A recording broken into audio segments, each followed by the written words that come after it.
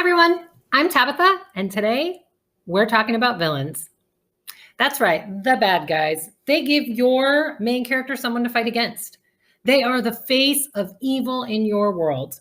So how do we create a good fictional villain? Today we're breaking down my 5 tips for making your villain memorable. Tip number 1, flesh them out. Look, you would never sit down to write a story without stopping to think about who your main character is. The same should be true about your villain. You should know who they are. What are their hopes? What are their dreams? What are their strengths? What are their flaws? What are they afraid of? And what are they willing to do to get that goal? If you can answer a question about your main character, you should also be able to answer that about your villain. They are the second most important person in this story, and you need to spend some time brainstorming about them before you ever start writing. Number 2, find their voice. Even if I can't use it for a story, I like to write journals or scenes from my villain's point of view.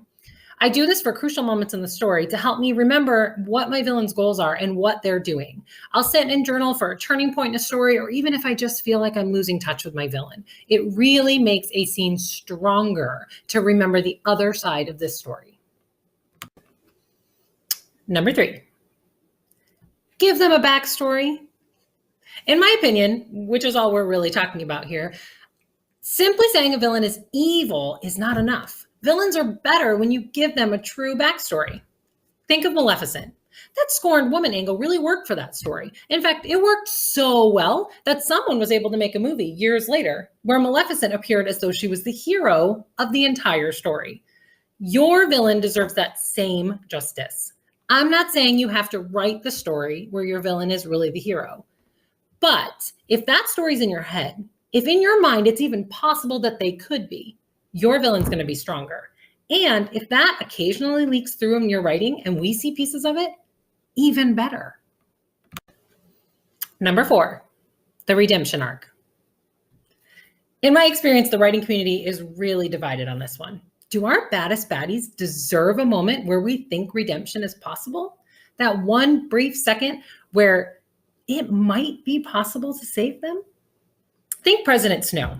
Arguably, he's a terrible person. In the Hunger Games, he was the clear villain. But at the end of the book, he has that one small scene with Katniss where you wonder if there may be hope for him after all. It's that little smidgen of doubt put there by the writer. In my opinion, I'm a fan. This is something that reminds us that your villain is human. And I feel like that is something that makes them even stronger as a villain.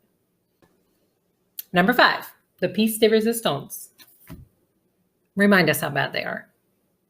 After you've done all this work, built up your strong character, given them a backstory, maybe even a small redemption arc, we've started to love them. We relate to them, and we almost think there's a little hope. We kind of want to forgive them. The best villains are going to take this opportunity to turn that corner and instead dash full speed for the finish line. Here, they're going to go toward their goal and do something that we as readers cannot possibly endorse. Remind us who they are. Shock us with what they're willing to do. Slap us in the face with the fact that they are as bad as it gets in your world. I've said it before on my blog, but I'm going to say it again. It should hurt your reader when your villain turns that corner and reminds us how bad they really are. That's the ticket to a strong villain. Okay, that's it for me and my tips on writing a villain. But before I go, I do want to admit something here, a little confession. Villains are actually my favorite. So if, like me, you have a favorite villain, drop the name of them in the comments just because I'm completely curious. In other news, my own book, Redeeming Jordan, which is the sequel to Breaking Iselda, second book in the Kingdom of Fronn series, just went live on Goodreads today. So the book itself doesn't come out till April, but I'd love it if you can head over to Goodreads, search for Redeeming Jordan, and add it to your want to read list. That would be awesome. If there's anything I can do to help you, because by now you know that's my goal, is just to help you. Drop something in the comments to let me know what you're looking for, and I'll do the best I can. Hit that subscribe button so you know when I'm back. Keep plotting the path to your dreams, and I'll see you guys next week. Bye.